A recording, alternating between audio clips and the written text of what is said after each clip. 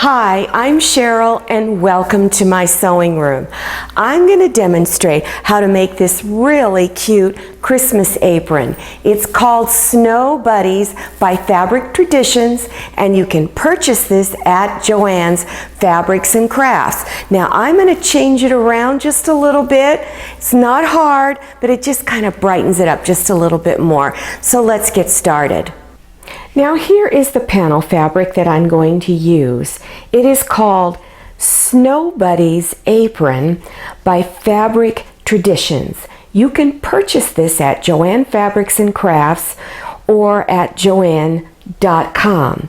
Now I'm going to change this panel around just a little bit. I'm going to do different fabric up here on the bib, and I'm not going to use the straps that are printed on the panel. I'm going to use different fabric, and I'm also going to line this so that it is a reversible apron. Now, for the bib, I'm going to use this ho-ho fabric. You'll find this in the seasonal section at Joann Fabrics and Crafts, where they sell Christmas fabric. The candy stripe fabric is going to be for the straps. I'm not sure if Joann still has this. I purchased this a few years ago, but they might have something very similar to it. The red fabric for the lining has little tiny dots all over it. You will find this fabric in the keepsake quilting fabric at Joann's. Now, if you have a camera cell phone, put the video on pause and take a snapshot with your cell phone so that you have all the information in your phone when you go to the fabric store. For the lining, you will need 1 yard. The straps, you will need 1/3 yard, and for the bib, you will need 1/4 yard. Now, before you cut into your panel, you may want to wash it. So if you're going to do that, make sure you do a zigzag stitch at both the top raw edge and bottom raw edge. This will prevent your edges from unraveling during the wash cycle. And then, of course, dry it and then give it a good pressing. Then you're going to cut the apron out, but don't cut on the edge of the apron itself. You're going to do a rough cut, so come out about 1/4 inch all the way around. After you've cut your pattern out, make sure that you leave at least 1/4 inch of white fabric all the way around the edges. Then you're going to draw a line 7 inches down from this top edge here, right on the edge of the blue. Place the 7-inch line on your ruler. Place it right on that edge up there, right straight across up here. Then with either a pencil, a fabric marker, or tailor's chalk, if you have that, go ahead and draw a line right across there. Now you're going to need a piece of the fabric from ho-ho fabric that is about 17.5 inches long this way and 8 inches wide this way. Lay it on top of the bib and make sure that you can read ho-ho-ho across there and that you don't have it upside down. Then take that ho-ho-ho fabric and turn it over, face down. Then take the raw edge of the ho-ho fabric and put it right up against that pencil line. Once you have it lined up, go ahead and place pins all along there. Then stitch 1/4 inch in from this raw edge down and stitch all the way across. After you stitched this on, don't cut this off just yet. We're going to cut this off later. So go ahead and at your ironing board, press the seam on the back side and then open it up and press on the front. Now, if you haven't already washed your fabric for the lining, if it is a really dark color like this red, make sure you wash it separately because the colors could run if you wash it with other clothes and other fabrics. So now you're going to lay the lining fabric face up. Now you're going to unfold your fabric. You don't want the folded edges together, the selvage edges. So make sure you have it right side up. Then take your apron and you're going to place it front side down. And go ahead and smooth it all out. Make sure you've pressed this seam so that it lays correctly.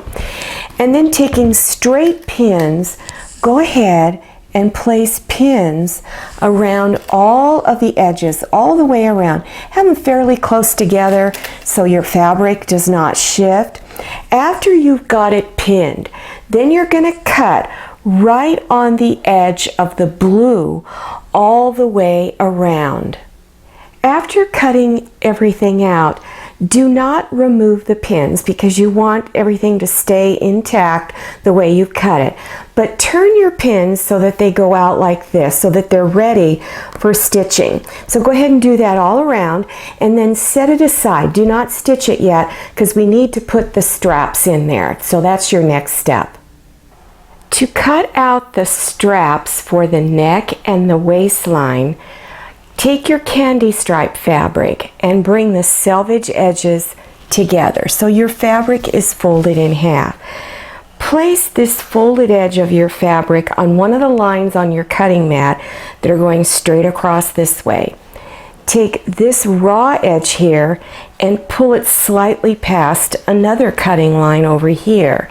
We're going to straighten out the edge. So place your ruler, the edge of your ruler, right on the line up here as well as down there at the bottom. So line it all up. Once you've got it lined up, go ahead and cut this edge straight. Then you're going to count over 3.5 inches. 1, 2, 3.5. So place it right there. Line up your ruler on the line up at the top as well as down there. Line it all up so you know it's straight. And then you're going to cut out your first strap. Continue going across every 3.5 inches and cut out 4 more pieces. After you've cut the 2 straps for the waist area, you're going to unfold those 2 straps. Cut the selvage ends off and cut them 35 inches long, both of those. Then at your ironing board, fold the edges over 1/4 inch on each side and press all the way down. Then bring the front sides together and fold it in half at only one end and stitch 1/4 inch seam. Then turn it front side out and bring those 2 edges together like this. Pin all the way down and then stitch like I've done here real close to the edge, the full length. And you're doing this on both straps for the waistline. To make the neck strap, take your strip, 3.5 inch strip, cut the selvage end off, and then cut this strip 22.5 inches long. Then at your ironing board, fold each edge over 1/4 inch and press. Then bring the back sides of the fabric together, fold it in half, and stitch, pin and stitch real close to that edge all the way down. Place the ends of the neck strap about 1/2 inch away from the corner over here and over here, and place pins to hold and tuck the rest of the strap inside. Then close this back and then go ahead and place pins all across here. Now your waist ties, place the raw edge, the open end of the tie, 1/2 inch from this edge up here, and place a pin to hold. And make sure you tuck the strap inside. And then go ahead and pin this closed. Now on one side, you're going to leave an opening large enough for your hand to go through. And you can stitch anywhere from 1/4 inch seam to 1/2 inch seam. And what I do is I'll start here and stitch all the way around the edges. And then when I come to where I have 2 pins marked, I'm going to stop there. So do a few back stitches here at the starting point and a few here at the ending point. And at all corners, when you get to it, leave the needle down. So you're stitching down this way. Leave the needle down, lift up the presser foot, turn the apron, and continue stitching on down that side. After you've stitched all around the edges, you want to trim some of the excess fabric off at all of the corners so that when you turn it front side out, your corners will lay nice and flat. So you can use scissors or a little rotary cutter. I first cut across the corner like that, and then I come into the side, cut some off, and then on the other side. Now you want to leave about 1/8 of an inch of fabric there. Then using small scissors, don't use your rotary cutter for this next part, on the two curved areas that are under the arm, you want to do little snips all around this edge like I've already done here. So do that on both sides. Then after you've done that, reach inside your opening and turn your apron front side out. After you've turned it right side out, you want to make sure that you poke all of your corners out. Reach inside with something and kind of poke at it to get all those corners out there nice and square. Then go to your opening and fold the edges in, either 1/4 inch if you did a 1/4 inch seam, or fold it in 1/2 inch if you did a 1/2 inch seam. And I usually will press those edges and then close them with pins, close it up.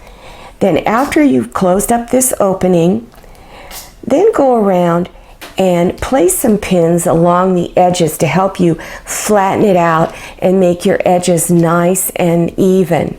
Then press those edges with your iron.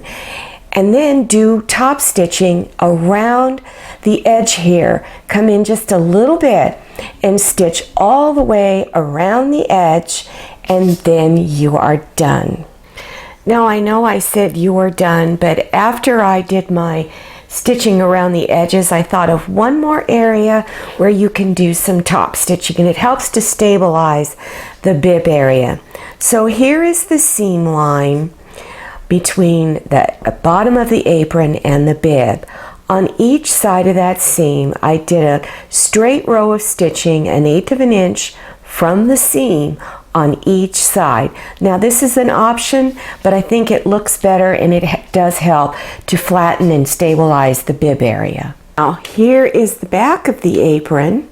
I just have solid red on the back. And here is the front of the apron.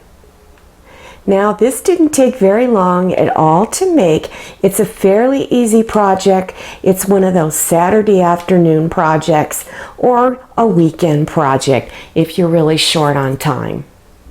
Well, I hope you try doing this apron project. You'll have a lot of fun, and it's really a cute apron. Now, if you liked this video, click on thumbs up. Also, click on share to share this video with your friends. And if you haven't subscribed yet, click on that red subscribe button in the lower right-hand corner of your screen. Enter your email address, click on that little bell so that you receive emails about the future notifications of my latest video.